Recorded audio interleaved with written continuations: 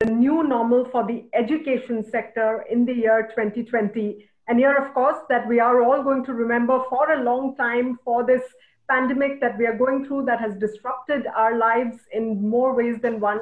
Today, we are going to be talking about how the education sector has been impacted and what is the new normal going to be post 2020 for education. I'm very pleased to be joined today by Manish Sisodia, Deputy Chief Minister and the Education Minister of Delhi, and also by Sunil Kant Munjal, Chairman of Hero Enterprise, who will of course also be my co-moderator as we question Mr. Sisodia on all that the government has been doing. Mr. Sisodia, first up, I want to perhaps congratulate you that you have been able to successfully sustain through the lockdown. Just today, the lockdown has been eased in phases. I'm sure it's a busy day for you. So thank you so much for taking out time and being with us here today. First up, I want to ask you, how equipped are the public schools in Delhi at this point in time to leverage technology and ensure that there is no disruption in learning for children, particularly perhaps after the summer break? Thank you, Madhu, and thank you, Sanjeev, Sunil, especially for inviting me for this discussion. It's very important discussion with people who really matters in the sector also and otherwise also for Delhi. Before I answer your question, मैं थोड़ा सा आपको बताना चाहता हूँ कि दिल्ली के government schools में अभी जो पिछले 1-2 महीने में लॉकडाउन के दौरान एफर्ट्स किए गए हैं वो बहुत एनकरेजिंग है बिकॉज 2 महीने पहले जब लॉकडाउन में जा रहे थे और हमको लगा कि हमें शायद ऑनलाइन एजुकेशन की तरफ बढ़ना पड़ेगा तो हमारे मन में ये डर था कि गवर्नमेंट स्कूल में जो बच्चे आते हैं वो बहुत ज्यादा बच्चे ऐसी फैमिली से हैं जहाँ मोबाइल होना वो भी अपना एक इंटरनेट वाला हाई स्पीड अच्छा खासा एक इंटरनेट वाला मोबाइल होना अपने आप में लग्जरी है। अभी घर में एक मोबाइल होता है, यूजुअली फादर के पास होता है, बच्चों को वो बहुत कभी कभी इंसेंटिव के रूप में उपलब्ध कराया जाता है। तो उस सब के बीच में हमारे थोड़े वो थे हिट्स थे कि इसको सक्सेसफुली लॉन्च कर पाएंगे कि नहीं कर पाएंगे। टीचर्स को भी था, लेकिन अच्छी बात है कि 2 महीने के बाद लगभग हम कह सकते हैं कि 80% घरों में हम पहुंचने में कामयाब रहे हैं through mobile, through technology. It's not through internet only, but हमने फोन लाइन का भी इस्तेमाल किया है, हमने SMS का भी इस्तेमाल किया है। यूजिंग दैट ऑलमोस्ट 80% बच्चों के घरों तक हम पहुंचने में कामयाब रहे हैं 16 लाख बच्चों में से, which is a big thing. Just for knowledge, क्योंकि बाकी अरुण जी बैठे हैं, he is master of technical and advancement in education, तो उन्होंने जितना काम किया है देश में एजुकेशन को मॉडर्नाइज करने में, I know. But just for everybody कि हम लोग गवर्नमेंट स्कूल में क्या करने की कोशिश कर रहे हैं, हमने 6 से 12वीं तक के लिए ऑनलाइन कैरियर लॉन्चर एक बड़ा ग्रुप है देश भर में जो प्रतियोगिता परीक्षा की तैयारी कराता है, उनके साथ मिलके बहुत सारे सब्जेक्ट्स पर ऑनलाइन मॉड्यूल तैयार कराए जो हमारे गवर्नमेंट स्कूल के टीचर्स ने ही तैयार किए। और अब हम रोजाना एक लिंक भेजते हैं, या तो कुछ बड़ी क्लासेस के लिए हम ऑनलाइन सिस्टम का लिंक भेजते हैं, छोटे बच्चों के लिए हम और बल्कि नर्सरी से लेके 5वीं 6वीं तक के बच्चों के लिए हम एक्टिविटी ओरिएंटेड भेजते हैं। फिर फोन से उनको एक IVR भी जाता है जिससे कि पेरेंट्स सुन लें, समझ लें, पढ़ने से काम नहीं होगा वहां पे। तो और मैंने खुद बहुत पेरेंट्स से फीडबैक लिया है, पेरेंट्स से बात करता हूँ, लोगों से बात करके कि भाई आप रैंडमली करते हैं, कॉल करते हैं कि आपके यहाँ फोन आ रहा है, आपके यहाँ बच्चों के पास लिंक आ रहा है कि नहीं आ रहा, आप उसको देख रहे हो, आपका बच्चा बैठ के पढ़ रहा है कि नहीं पढ़ रहा है। तो आई एम ग्लैड हमने हैप्पीनेस क्लास को भी एक नए प्रयोग पे किया कि हमने रोजाना 4 बजे अपने टीचर्स के साथ में, क्योंकि अब बच्चे पेरेंट्स सब घर पे बैठ रहे थे, तो हमने शुरू किया कि भाई मेडिटेशन की सबसे ज्यादा जरूरत अभी है आपको। तो हैप्पीनेस क्लास के जरिए और वेलबींग के और एक अलग तरीके का टाइम जो मिला है लोगों को घर में, पेरेंट्स बैठ के, बच्चे बैठ के क्वालिटी टाइम में, हैप्पी टाइम में कन्वर्ट कर सकें, इसलिए हैप्पीनेस क्लास हमने ऑनलाइन शुरू की। उसमें भी मेरे ख्याल से विक्रम कितने 15 एपिसोड कर चुके हैं, उसके भी रोजाना मतलब दिन तक हम रोजाना। तो मनीष जी, मेरे को आपको ना दो तरह के सवाल पूछने हैं आपको। ये आपने बहुत अच्छी बात, एक्चुअली जो मेरा सवाल आने वाला था आपने आधा जवाब पहले दे दिया कि आप क्या कर रहे हैं इस समय। So I wanted to ask you a little bit of a fundamental question, and then one question a step back from where we are in Delhi. The fundamental question is, by its very nature, education is very conservative. It doesn't easily change. At the same time, education is one of the sectors worldwide for the last 10 to 15 years, which has been talking about inducting technology. So MOOCs classes शुरू हो गई, remote teaching शुरू हो गई, कई तरह की चीजें आस्ते आस्ते चलती जा रही थी, smart classes शुरू हो गए. Many things have been ongoing for a while.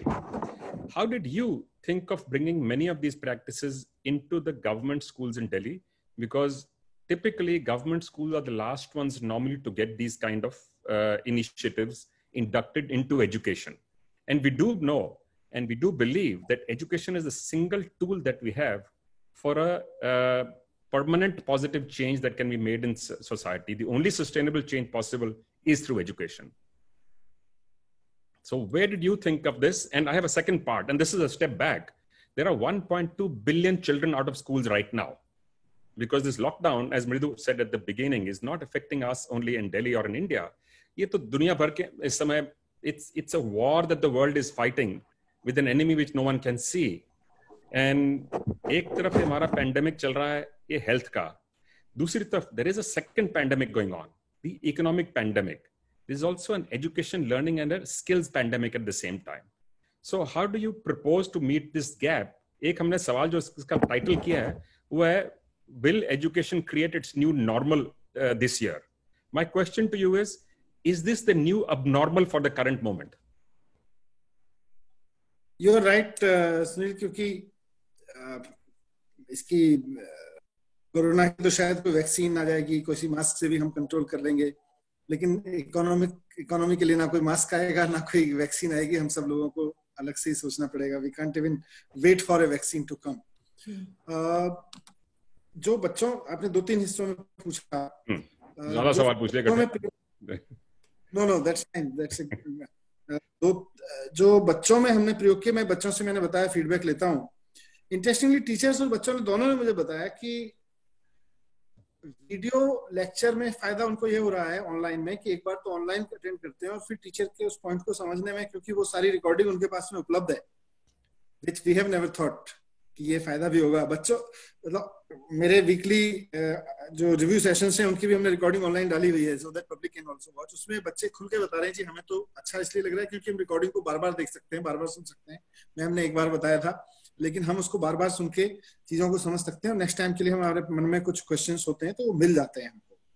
This was the positive side. Of course, it can't replace the one-to-one teaching system, but yes, it will help to reach out of the school also. हो सकता है इसमें से कुछ solution निकल के आए, लेकिन technology will definitely play a big role. जैसे आज की मीटिंग के बारे में भी हम बात कर सकते हैं कि ये मीटिंग अगर बिफोर कोरोना पीरियड में हो रही होती तो मैं और आप पहले बात करके कोई टाइम फिक्स करते और CII या फिक्की या दिल्ली सरकार के किसी ऑडिटोरियम में बैठ के इस पे बात कर रहे होते. But since we are forced to use technology because of lockdown, and we are doing this meeting with happily, and we are doing this meeting successfully, and such meetings taking place at the same time throughout the world, throughout the country. तो बहुत सारे लोग जो बहुत सारी meetings normal में मतलब इन थोड़ी सी हिचक रहती थी टेक्नोलॉजी को अडॉप्ट करने में, अब लोगों को ब्लेसिंग इन डिस्गाइज है कह सकते हैं, लेकिन प्रैक्टिस हो गई है कि नहीं यार, this is the best way to meet, we can save time, we can save energy, बहुत सारी चीजों को हम कर सकते हैं.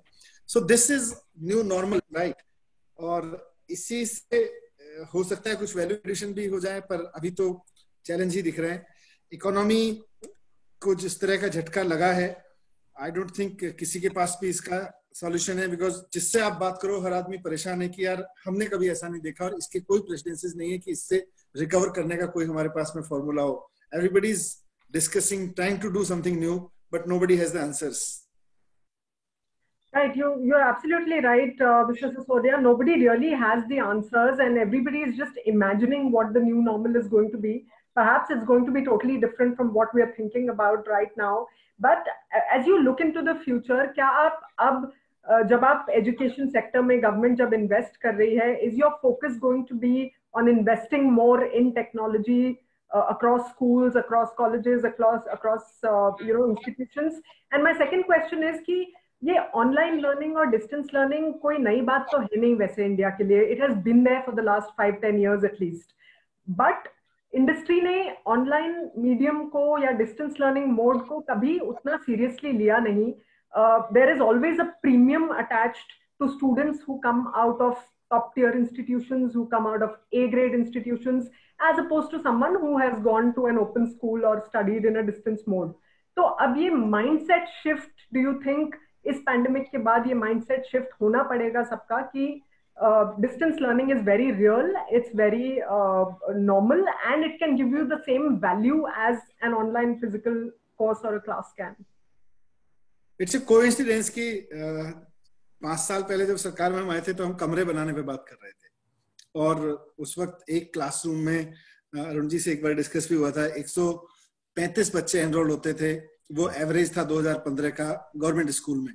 उसको हमने खूब कमरे बनवाए, खूब अलग अलग तरीके से काम किया, तो आज उसको कम से कम हम 70-80 तक बच्चों तक एवरेज लेकर आए हैं. सरस्वती जी हैं, वो उनसे भी डिस्कशन हुआ है कई बार कि साहब इसको 40 तक लेके आना है. पर इस बीच में कोरोना आ गया. चुनाव के बाद जो बजट में लेके आया वो बिफोर कोरोना लेके आया था. और इट वाज अ कोइंसिडेंस कि उस वक्त हमने दिल्ली में एजुकेशन डिपार्टमेंट का अपना एक स्टूडियो लाइव और रिकॉर्डेड प्रोग्राम्स करने के लिए, टीचर्स के लिए बनाने के लिए हमने बजट भी रखा हुआ था.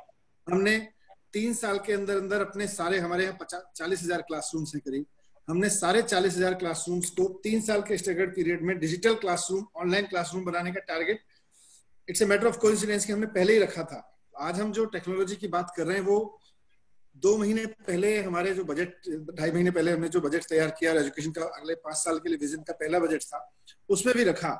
पर हम इतनी तेजी से we be forced to experiment this, वो हमने नहीं सोचा था. Now since we have been forced by corona and lockdown to implement this, तो वी आर ग्लैड कि हमने इसको इस्तेमाल किया और आज इस पर कहीं और जितना हमने सोचा था उससे तेजी से हम काम कर पाएंगे. In 1 year or so, you'll see a lot of changes in government school system also, जहाँ online education would be a big reality in terms of, हो सकता है, I don't want to give any news while I say this, but हो सकता है 6 दिन के school की जगह फिजिकल स्कूल 3 दिन का हो और 3 दिन बेस्ट टीचर दिल्ली का कोई ऑनलाइन क्लास ले रहा हो उसी पे सारे बच्चों की मिला के. ये सब भी हम तलाशेंगे. That's a good pointer for me to ask my next question. दुनिया भर में ये माना गया है कि जो सबसे बड़ा कंस्ट्रेंट इस समय है in education is faculty, is quality teachers and quality teaching. So it's both the pedagogy and the content and those who will actually deliver it. And technology actually is a tool which allows you to do some of that. And going to one of your earlier points, and there's enough research which shows that in a class, the moment you cross more than 22 children in one class, the quality of the relationship between the teacher and the taught changes. So आप अगर 40 तक लाने की कोशिश कर रहे हैं, of course 130 से तो better है ही, लेकिन technology might allow you to come to a near ideal number. What are you doing to build an army of trainers and teachers for yourselves? इसमें in fact the way I see it is reverse, because class में जब आप बात करते हैं 40-50 बच्चों, मतलब जो हमने आरटी में भी लिया है 35 बच्चों तक का लिया है, 35:1 का, वो लाना बहुत जरूरी और आइडियल सिस्टम होता है. ऑनलाइन में हमने ये देखा अभी पीछे कि एक टीचर, जिससे हम हमारी दिल्ली के बेस्ट टीचर्स को हमने यूज किया इसमें, और हमने सिस्टम इस तरह से डाला कि 40-50 बच्चों की तो ऑनलाइन क्लास चल रही है, 40 से 60 बच्चों की, लेकिन उसको देख रहे हैं हमारे सारे उस सेगमेंट के बच्चे. मान लीजिए 12th क्लास का कोई सब्जेक्ट चल रहा है तो हमारे यहाँ 1.5 लाख बच्चे हैं इंग्लिश की टीचर. 1.5 लाख के 1.5 लाख बच्चों को हमने उसका लिंक भेजा कि you can also view this live streaming. 44,000 बच्चे एक तरह से उस क्लास को अटेंड कर रहे थे और 40 से 60 बच्चे उसके साथ में लाइव इंटरेक्ट कर रहे थे, लेकिन 44,000 बच्चे उस वक्त उसको सीधे सुन रहे थे. उनमें से मैंने कुछ बच्चों से फीडबैक लिया how useful it was. May be comparison नहीं करना चाहिए टीचर्स के बीच में, पर जिन बच्चों ने मुझे रिएक्शन दिया या फीडबैक दिया, हो सकता है उनकी टीचर उतनी कॉम्पिटेंट ना हो. जब हमने इस प्रोग्राम के लिए चुना था तो अपनी बेस्ट टीचर को चुना था, तो दे वर वेरी हैप्पी कि नहीं, हमने जो पढ़ा था उससे कहीं ज्यादा और अच्छे से हम समझ पा रहे हैं चीजों को, because we have got the best teacher to teach us, though it was just online streaming for them. So मुझे लगता है हम वॉल्यूम को इससे बहुत कैटर कर पाएंगे. और स्केल, हम दिल्ली के गवर्नमेंट के स्कूलों के लिए scale is one of the biggest challenge. For one school you can get one best teacher, but when you have to run 1,000 schools with 16 lakh students and that to a government job, फिर आपके पास resources और talent को लेके बड़े सवाल होते हैं, but I think that will answer this. Actually, जो हमारी panel है ना यहाँ पर, they have all experimented with a lot of these things you're talking about. Right. So if you look at Professor Sahasrabudhe on technical education, he's done an amazing amount of work. Yes, and how to simplify the complexity. He's done some very interesting work. Professor Verghese at Stevens is doing a lot of experimentation. Gaurav Munjal has set up an enterprise called Unacademy. So how do you actually change the very concept of academics and teaching? And of course, जो हमारे गुरु हैं यहाँ, Arun Kapoor, he is writing a new rule book on education for many parts of the world right now. So it would be actually helpful for you sometime to invite maybe all of them together in your office or do a workshop with them. But I know you have a time constraint. Are you also seeing this dramatic change as an opportunity to skill, train, upgrade, and communicate with parents better, not just the students? Parents का involvement भी मतलब उसके लिए नए नए तरीके निकालने पड़ेंगे. फ्रैंकली अभी तो जो कुछ हमने किया है पिछले 2-3 महीने में वो मेकशिफ्ट अरेंजमेंट में ही किया है, बट पेरेंटिंग वर्कशॉप हमारे एजेंडा का बड़ा हिस्सा है. और वी अज्यूम कि पेरेंट्स को इन्वॉल्व किए बिना, क्योंकि हम पीटीएम्स वगैरह के प्रयोग किए जब सरकारी स्कूलों में, उसके बहुत पॉजिटिव इम्पैक्ट हुआ. आज जो गवर्नमेंट स्कूल में जितने रिफॉर्म देख पा रहे हैं उसमें एक बड़ा फैक्टर ये भी है कि पीटीएम्स हुई, पहले पीटीएम्स नहीं होती थी. बट टेक्नोलॉजी में हम कैसे इन्वॉल्व करेंगे इसको, maybe others can tell me, and Delhi government is keen to learn more and implement those learnings. Right. And Mr. Sisodia, I know that you have a time constraint, but before we let you go, I want to ask you this. This is a very, very harrowing time, particularly for those students जो कि pass out हो रहे हैं 12th standard से इस year, या फिर those who are passing out of college and joining the job, the workforce in a recession.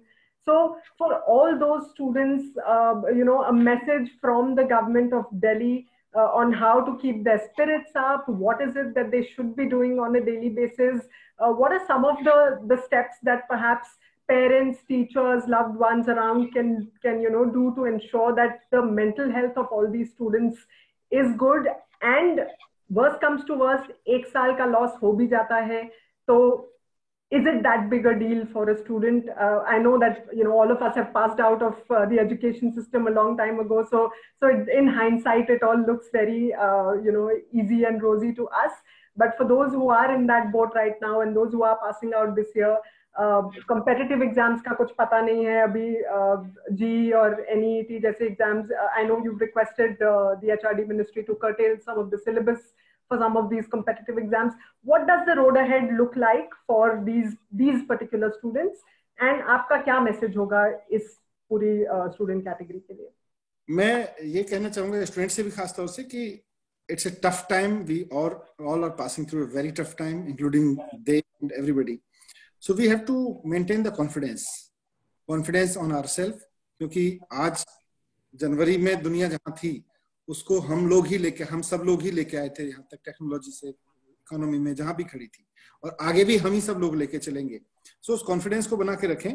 मुख्यमंत्री जी ने सारे वाइस चांसलर्स जो दिल्ली के यूनिवर्सिटीज के हैं उनके साथ में एक वीडियो कॉन्फ्रेंस की थी, और उसमें सबसे रिक्वेस्ट किया था कि जिन फाइनल ईयर के जो बच्चे हैं जिनको उनके प्लेसमेंट्स हो चुके हैं, उनको एग्जाम की वजह से किसी की प्लेसमेंट वेस्ट ना हो, इसलिए उनके सबको हम एक प्रोविजनल सर्टिफिकेट दे दें डिग्री का, ताकि वो कहीं जहां जाके उनको जॉब करना है वो जॉब ज्वाइन कर सके.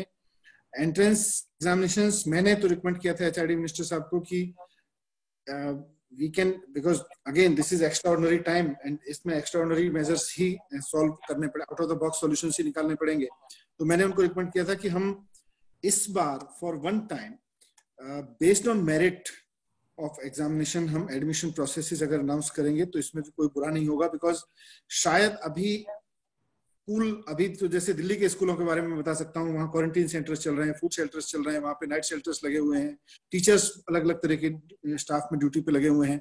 उन सबको अचानक विड्रॉ करके आप मुझे बोलेंगे कि आपको 20 दिन बाद एग्जाम कराना है एंट्रेंस का. I doubt, I would say no, we can't do it, because मुझे स्कूल अभी पहले तो क्वारंटीन सेंटर से सैनिटाइज खाली भी हो जाएंगे तो मुझे सैनिटाइज कराना पड़ेगा, फिर आप 2 महीने बाद क्या सोचेंगे, तो it's like 0 year then for kids. So कुछ डिसीजन अभी लेने पड़ेंगे. मैंने सीबीएसई के लिए भी उनसे रिक्वेस्ट किया था कि 58 और नहीं 83 सब्जेक्ट्स के अभी एग्जामिनेशंस बचे हैं, और शायद आप 83 सब्जेक्ट्स के एग्जामिनेशन लेने के लिए बहुत देर कर देंगे अगर आप जुलाई अगस्त में ले रहे होंगे. तो why not pass those kids like you have already directed to pass grade 9 and grade 11 kids की, नहीं इनको पास कर देते हैं based on their performance in house examinations.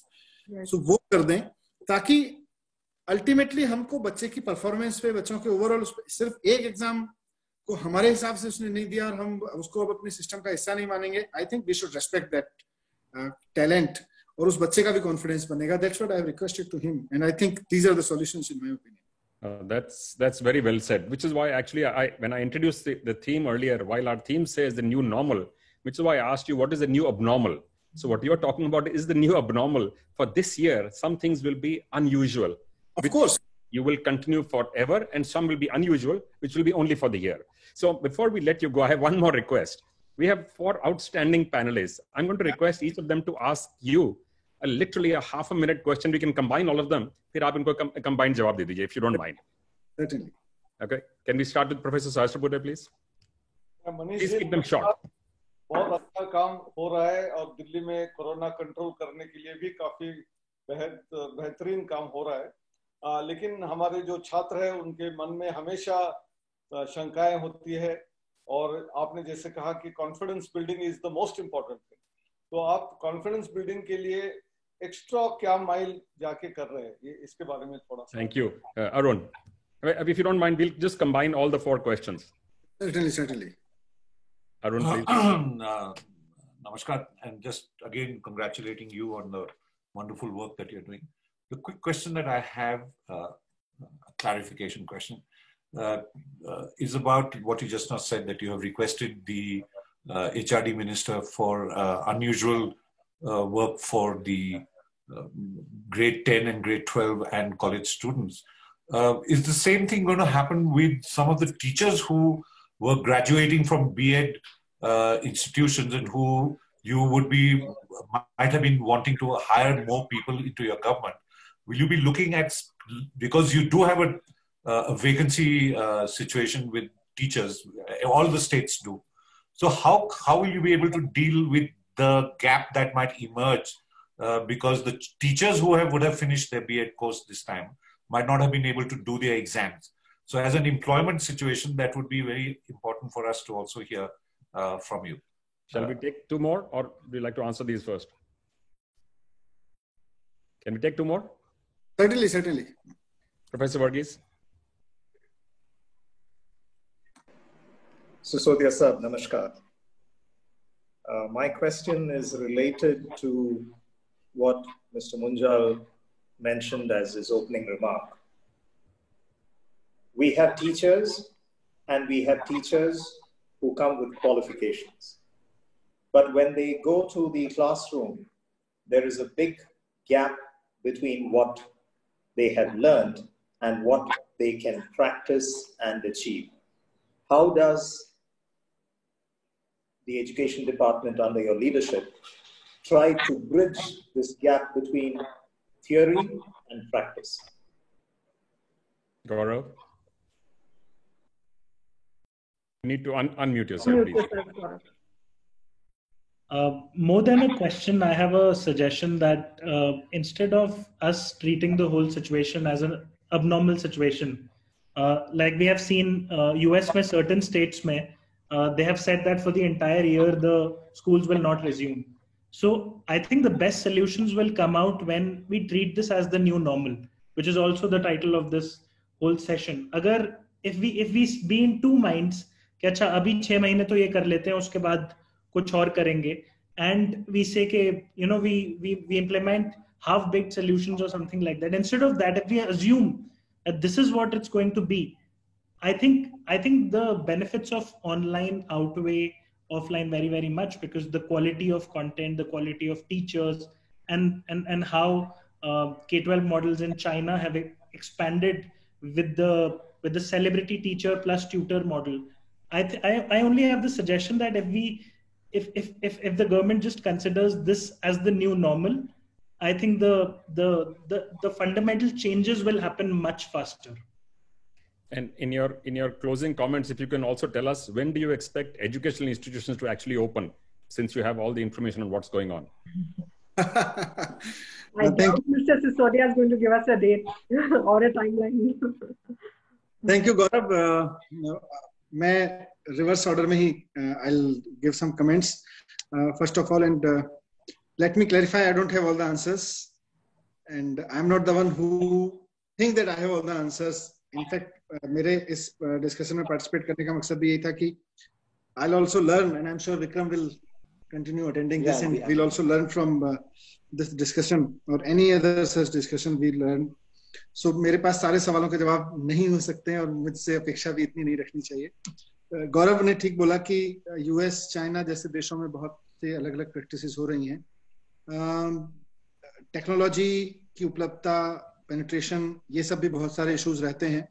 But I would say कि we are ready to learn and we have been learning from different countries.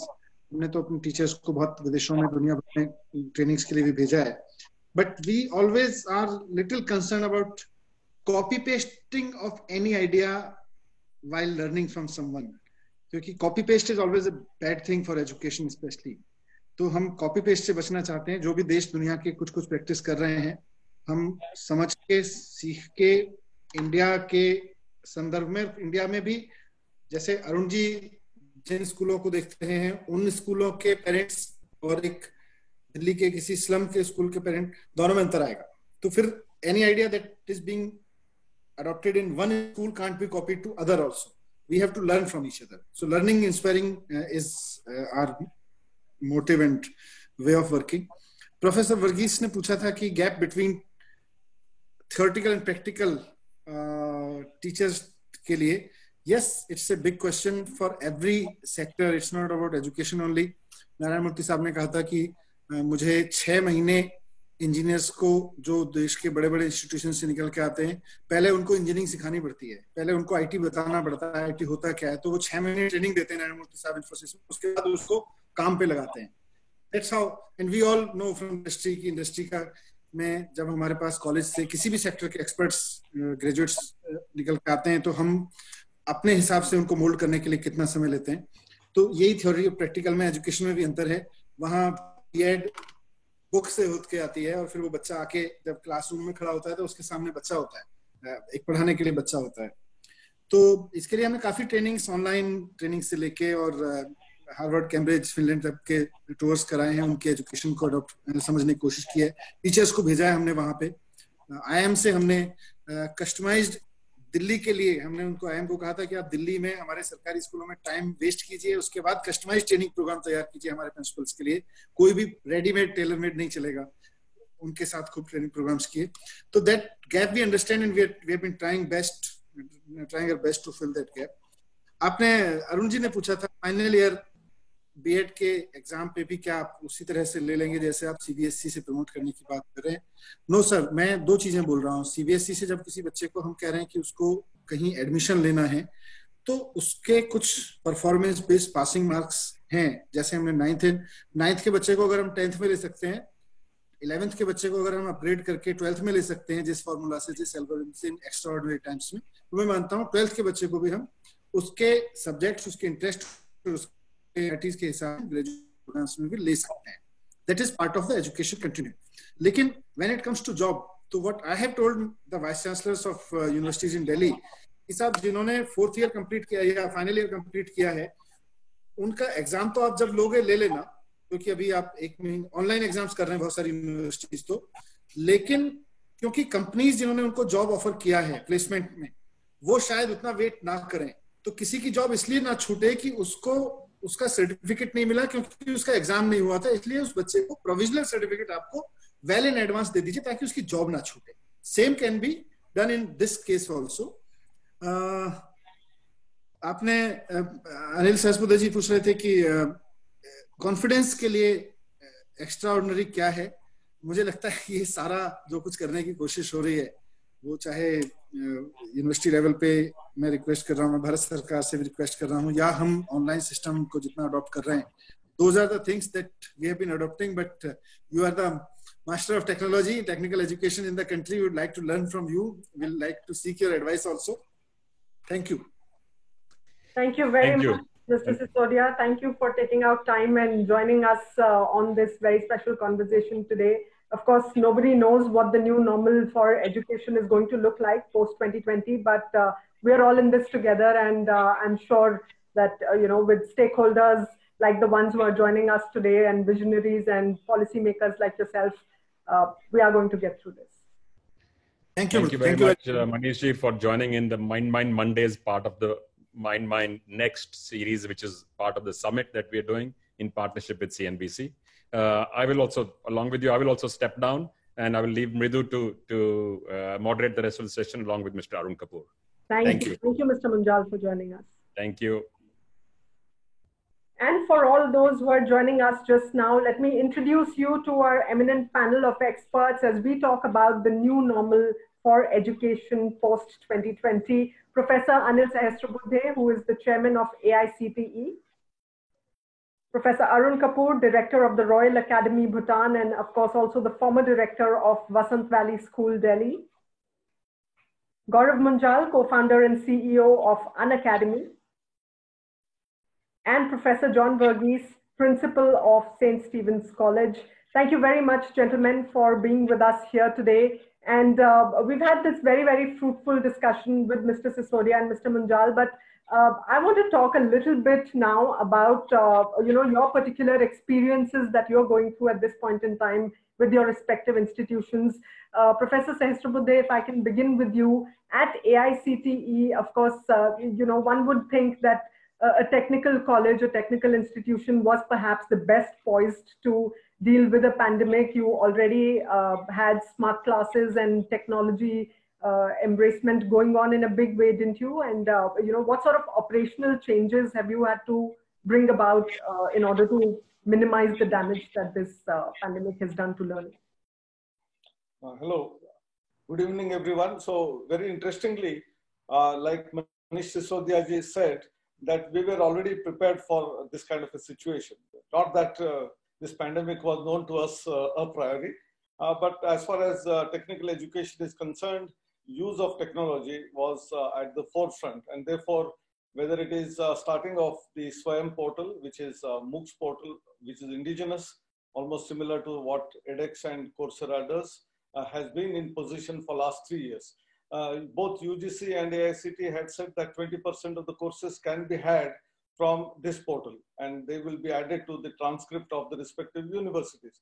So in some way, we had started online education at the national level, and many institutions, they had their own LMS systems, whereby whether it is Moodle or whatever kind of system that they had, some amount of online education was happening. And for last 2.5 years, one more phenomenon which we have been talking about is the attention span of students being reduced in the classroom with the routine type of lecturing, and therefore whether it is called as flipped classroom, you call it as blended learning, that the faculty members have to tell students in advance which topic is going to be covered, and some of the best videos and the content that is available on the net, students will watch that and come prepared, and solving of the difficulties, and also maybe problem solving, in teams. And that is what was being practiced. And those institutions who followed all of this, they were very successful. And some of them did not practice, of course. So now this pandemic actually literally forced all such institutions who had covered about 70-75% of the curriculum, and the remaining 25% of the curriculum was yet to be covered. They were all forced to adopt this. And I am sure that about 70-75% of the institutions have been able to transform and translate into online education. There are some challenges. The challenges are some of the institutions where faculty were not prepared is one part. On the other part, some of the good institutions where all of this infrastructure, good quality faculty were there who could handle this. Because of lockdown, students had to go back to their homes, some of them in remote areas, villages, and maybe tribal areas where the internet bandwidth is really a challenge. and right. therefore whether they can take this education online was itself a question mark, and we will have to address that situation. And Right. therefore, many things which we earlier thought not possible were experimented innovatively. For example, I would like to tell a couple of things like there were workshops which we were holding for faculty development in terms of three different areas. One of them is student induction program and universal human values on one side. The new areas like AI, IoT, machine learning, robotics, 3D printing, I think there were courses being run for faculty in these domains. And then the third one was examination reforms themselves. That is from rote learning side to innovative way of asking questions and testing the knowledge of the students in terms of understanding of the subject, analysis, synthesis, problem solving ability, innovation. All of this should be embedded in the question paper. And so these workshops were also being held. Right. So all of them were always going to be of 3 days, 5 days, 1 week, but they were all physically face-to-face mode. And we said, why can't we, during this pandemic, use technology in order to reach out? So we used all platforms, whether it is Zoom or Microsoft Teams or the WebEx or any other platform in order to engage with faculty, and we were very broadly successful. And therefore, what I'm trying to say is possibly the new normal which we are talking about will be something different from what existed earlier. Right. And what would come out would not be possibly what we are doing right now. So Right. there could be a judicious mix of the two, because this is an emergency and therefore we adopted several things, but that does not take away the physical classrooms and where faculty and students Absolutely. strongly. Absolutely. So the mixed mode of learning that you're talking about is perhaps going to be our new normal. But let me also bring in Professor John Verghese at this point. Professor, how challenging is it for a legacy institution like Delhi University and colleges under Delhi University to really, change their mindset? One, of course, is to invest in technology, have the technology ready and quickly embrace it, under pressure of a deadline. And two is to change the mindset of all the stakeholders involved. Students is an easy part because students are very tech savvy these days. They take to technology very easily. But as far as educators are concerned, educators who have 3-4 decades of experience, for them to adopt very quickly to technology, what's the experience been like? Well, thank you, Mridul. I must tell you that these are challenging times. Nobody needs to know that as a special thing. It's a given. But at a place like St. Stephen's, one of the things that we prepare our young people to face is change. And so while we have been talking about 2020 being the new normal, I will not fully agree, because I think changes keep happening all the time. And one of the things educational institutions need to prepare our students for is change and how to relate to that change. So one of the things that we try to do here is to help our students understand their own potential, their own strengths, and then match it with the challenges that they face across the board in different sectors and not particularly in their own discipline. Now, in terms of being adaptable to the change, like you said, students are more adaptable. They are young, they are more open than, let's say, middle-aged people like me. So we need to adapt ourselves. There's no question there. There's no choice there. We have to adapt. But what we tend to forget is that there have been several ways in which technology has been constantly going forward. For example, nobody seems to be looking at radio or television as options to spread the kind of education that we need to do in a lockdown period like this. In India, we have more than 200 radio stations, and the footprint of the national television channel is huge. So why is it that we are not looking at these options, but we are dependent largely on internet technologies And with internet technologies, I must say that we have limitations of access and we have limitations of the quality of the internet access which is available. For example, regions in the northern parts of India, in the northeast, in some remote areas of the country, they can all be reached through radio and television. Of course, they are one way, but we need to improve and find ways and means of adapting those technologies and not be dependent on any one technology like the internet. Right. So that's an interesting idea that you've thrown out there to, teach using radio, using television. Great ideas there. Professor Arun Kapoor, if I may come to you, you've seen the education sector very closely for the last 4 decades. And first up, I want to ask you, have you ever seen this kind of disruption to learning the world over in the last 40 years of your experience?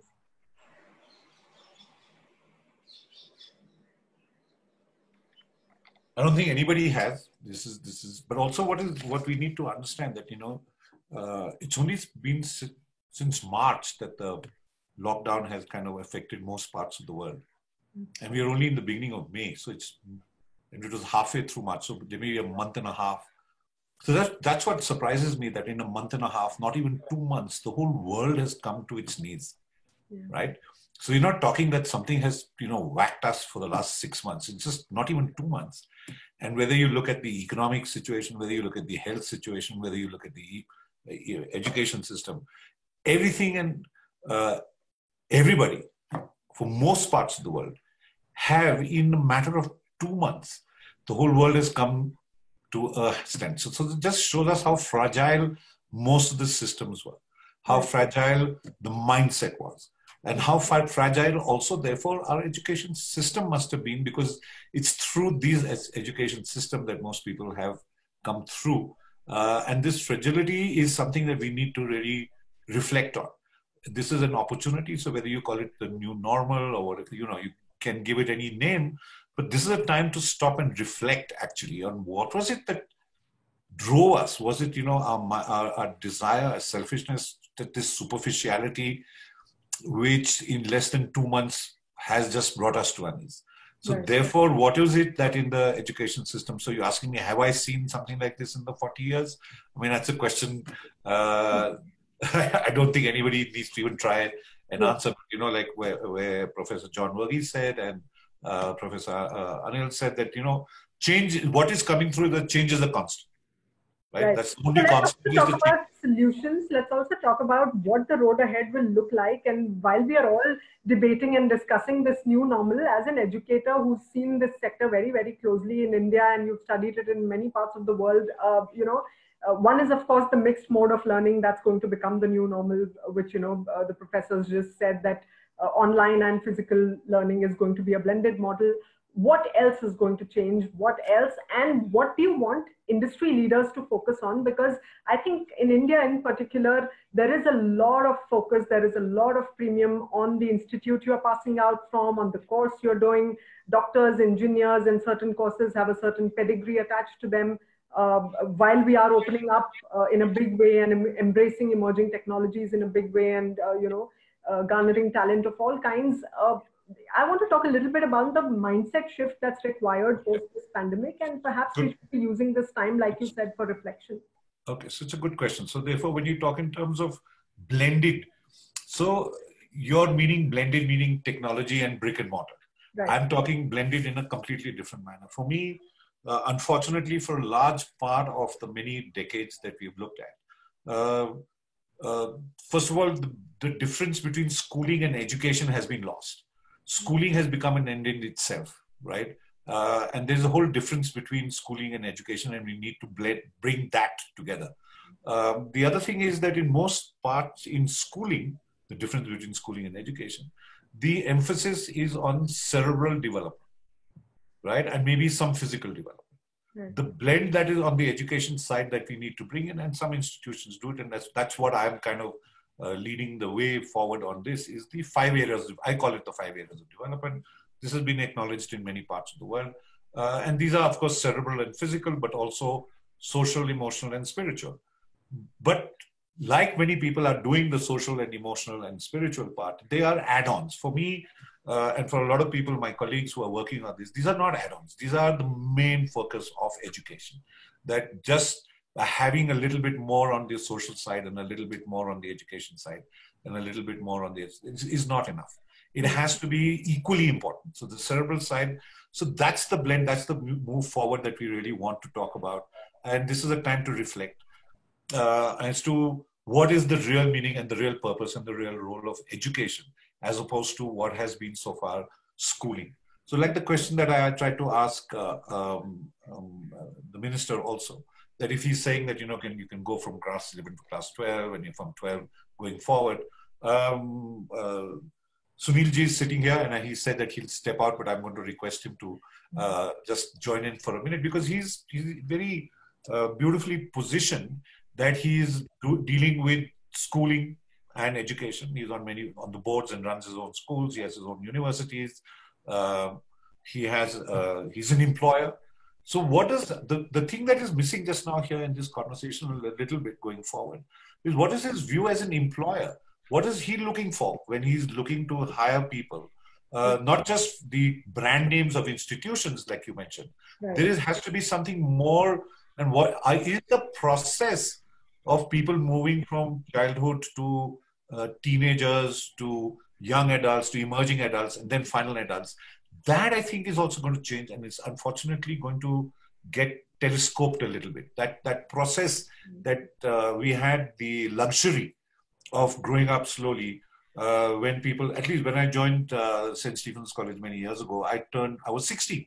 Now, 16 years still in college. So Sunil, can you just come in a little bit to help us understand, because you're part of this whole chain from a school to skilling. You're also on the Skill India part of it. This move, and going just from what Nidu asked me, and I'm just saying that what are the reflection, the aspects. Sure. This whole sequence you're part of, can you help us understand that? And what are stakeholder conversations looking like on the boards of all these institutions? Please tell us. So let me take a step back and tell you what I think is going on, what I think needs to happen. And these are conversations, by the way, which have been held now. It's not a new conversation. These conversations have been held for a while, but unfortunately, we've done very little to connect education, real life practices, and research to itself as also citizenry. Right. Citizenry seemed like it is somebody else's responsibility, that kind of got left out of the loop in the education system itself. I'm glad Arun actually brought this out, because education is a very holistic concept. It is not learning or getting skills on one type, on one subject. So which is the reason actually, in all of the institutions that we run, interdisciplinarity is a theme that runs through all of our institutions. And we made some things like ethics, moral dilemma, etc. compulsory. Everybody has to go through them, regardless of whether they're in a school or a college. Physically doing social work is compulsory in our university.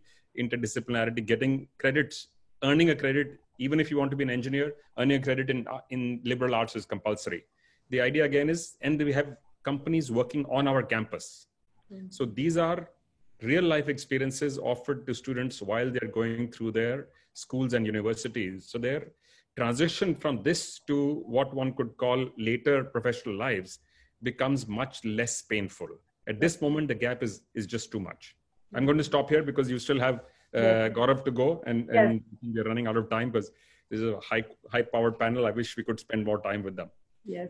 And Gaurav, coming to you, thank you so much for being patient and listening in all this while. And I want to ask you one, of course, perhaps the best of times for a business like yours. What sort of a demand surge have you seen in the last 2 months in particular? What courses is Young India looking at this point in time? And two, when we talk, everyone is talking of online becoming an integral part of the new normal. So at Unacademy, what is the vision that you have for education in India post-2020? I would like to give some context. Thanks for asking. I think that's a great question and very relevant to us. I would like to give some context that Unacademy started when I was a third-year engineering student at NMIMS Mumbai, and I started creating video lectures for the curriculum that I was studying and I posted them on YouTube. Right. And then few months later, those videos were watched by a lot of people. And this is like a 20-year-old kid who started a YouTube channel and who, like, the videos are being watched by many people. And then a 20-year-old, very bright kid who was able to record your lectures and put them out there for the world to see. I was not very bright, at least in the education, in the way we measure brightness in the current system. But I was enthusiastic. I was a coder since I was 12 years of age, and I think one of the things that I keep telling everyone is that please make coding a very essential part of your curriculum, very, very, very essential. So coming back to it, we went from 1 million video views a month a couple of years back on YouTube to 165 million video views last month, and I think we are seeing upwards of $7 to $8 million of revenue monthly now, and I think within the next 2-3 months we'll be a unicorn company in India. But I would also like to debate that we were seeing that kind of growth before coronavirus, because what was happening was, and we are in the competitive exams market space, what was happening there was that when you cannot scale quality of education if there is no online element, because the best teachers, if they are in quota, in our model, the best teachers of Kota or the best teachers of Delhi, or as Manish sir was saying that, Mr. Manish was saying that they got the best teachers of Delhi to teach everyone. Yeah. I think that is the kind of model, irrespective of COVID-19 or not. I'm very bullish that that's the model that will scale, because the fundamental difference or the user experience or the NPS score that we have for a learner sitting in a tier 2, tier 3 city and getting access to those teachers at much less cost. I mean, do you know that it costs around 1.2 lakh to enroll in a coaching center offline, and this does not include your accommodation or your food expenses, etc. Right. So I think what online education will also do is it will give a level playing field. Education should not be a privilege. Right now, high quality education, unless you crack examinations, or unless you have the money to pay for expensive institutes, it has become a privilege. Yeah, it should be a right for everybody, right? Right to education. It should be a right, but I think what online will also ensure is that if you have a $100 smartphone, can you still get access to the highest quality education? And then the only thing you need is motivation. Yeah. So I think we will move into a world where degrees will be less important. And this will. Are your industry partners on board with this thought process? Are they willing to hire? We are in a time where we are seeing recession. Perhaps it's going to get worse in the next 6 to 9 month period. In that sense, do you believe that students who come out of online learning will perhaps be able to get the jobs that they deserve? I think it's happening more online, because the way you can track stuff it's difficult to track when you do it offline. We are seeing that there is very, very high NPS, like Mr. Manish was talking about, one small aspect that you can watch the video again. Right. But there are so many other small aspects, that there is a community building that's there. There is evaluation that's there. At any point of time, you can give a test and see where do you rank. Yeah. I think what will happen is that, yes, institutions will exist, which will have this prestige, and they will sell that prestige for students to get that prestige, and that will help them get jobs. Right. But I think what will also happen is, if a student has a $100 smartphone and motivation, they will have access to very, very high quality content, which can help them get what they want, and it will make a level playing field for everyone. And this is what we are also betting for. Right, absolutely. So at this point in time, I'm also going to ask everyone who's tuned into this webinar and this special conversation to, go for the poll that you see on your screens. And the question is that huge variations in family backgrounds and income levels mean that online learning is reaching and benefiting only privileged students. I completely disagree. Do you agree? Do you disagree? Or maybe?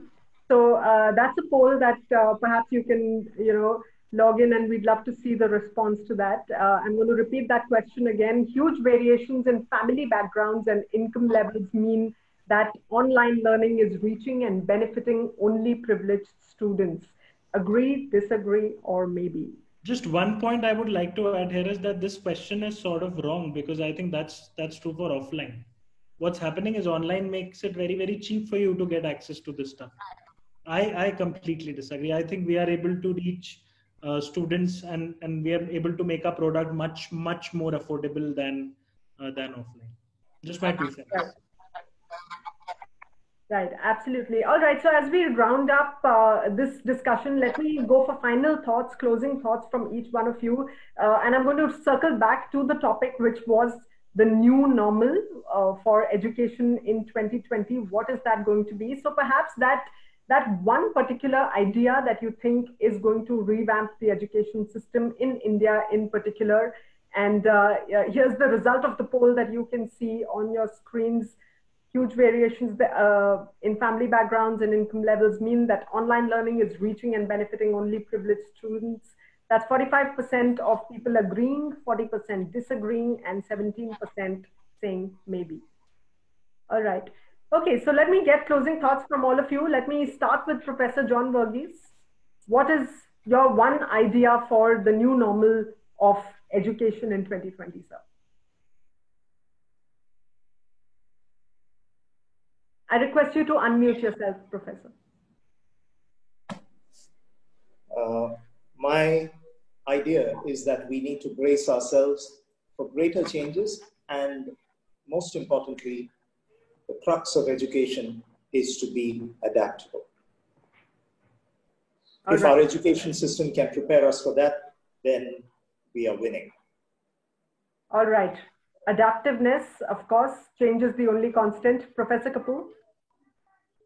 I think what we need to also understand, what I said earlier, that we have to move away from just looking at cerebral development, and we need to look at blended, which is not just technical and but the bringing together of the human mind and the human relationships with other human beings, which has unfortunately been ignored for a long time. I think going forward, we have to disregard what is it that we're going to learn. We have to learn how to learn. And therefore, because the change is going to be, and the change, as we've seen, is coming so fast, even before the virus, the kind of change, and like Gaurav said, that his business was doing well much before. It was not designed for this. It was already in place. St. Stephen's College was doing stuff before. So we must, this aberration of what is last month and a half should not deter us from what would have been a normal progress for me. Going forward in school education and in, like Sunil said, you know, we have to create, the purpose of education has to be create or help children become constructive, contributory citizens of their community. That is the most important thing. And the other one is that you have to learn how to learn, because that's changing. And whatever is coming towards you, the what to learn will keep changing. But as long as you are comfortable with how to learn, the change will then be something that you can deal with and be always on top of that. Change is coming, and disruption is coming. Climate change, the virus, technology, disruption is coming. How do you gear up to be the best that you can be in the face of disruptions is what I suggest that is, I think is going to be the turning point that we need to look at. And this is an opportunity for us to sit back, reflect, and don't sit back for too long.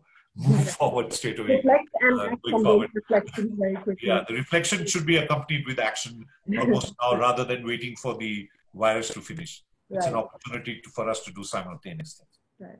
Professor Sahasrabudhe, your final words. What is the new normal going to be according to you, or an idea that perhaps could help the Indian education sector going forward from here? Yeah, I think one of the questions which was posed about effectiveness of this and whether it is inclusive, I think I'm sitting in the so-called Lutyens Delhi hardcore, just adjacent to the High Court, and I am disrupted thrice during this interval. I don't know whether you are able to hear me or not. That is the kind of thing which has been there. So think of remote areas, rural areas. Therefore, what Professor Verghese rightly pointed out, it is not just internet, but what is important is whether it is radio, or television. But I would like to reiterate that Government of India not only created Swayam, but 32 DTH channels called Swayam Prabha. So there are channels for education which can reach out to all nooks and corners through the television medium. So this already exists.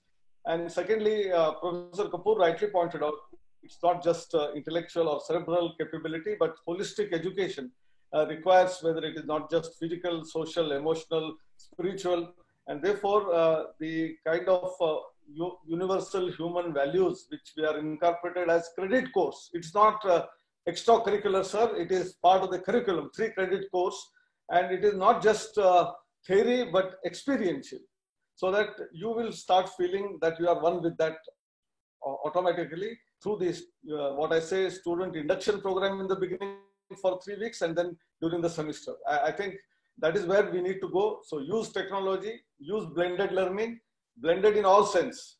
That's all. Right. Gaurav, your final thoughts? My final thoughts are that this is the new normal. We must embrace it. I think the way internet has disrupted other fields like entertainment, like Netflix has come, YouTube has come, and that has caused much higher, much deeper levels of disruption. And like Mr. Arun also is saying, that the change is coming. Whether we like it or not, the change is coming. The organizations, the institutes, everyone who will embrace that change. I fundamentally disagree with radio and TV because they are not engaging mediums. You cannot interact. Education needs the student to interact with something. It's not just watching a show. It's not just watching a movie. So aap पढ़ तो लोगे, but that books are also there. That video content is also there. It needs to be an interactive medium. And I think this is the new normal.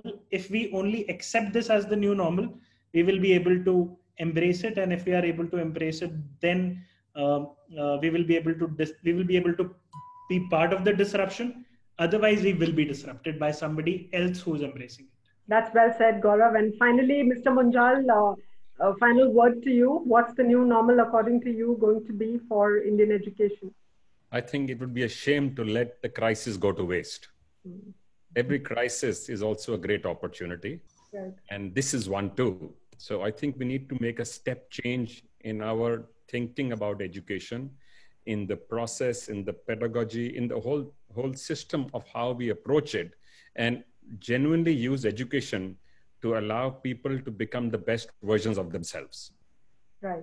If we can get to that direction, we would truly have served education in the manner that it needs to be.